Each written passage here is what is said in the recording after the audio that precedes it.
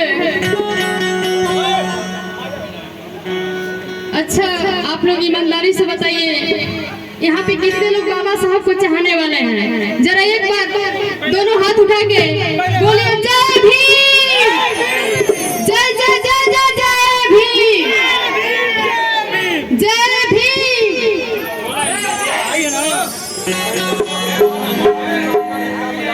कहना है कि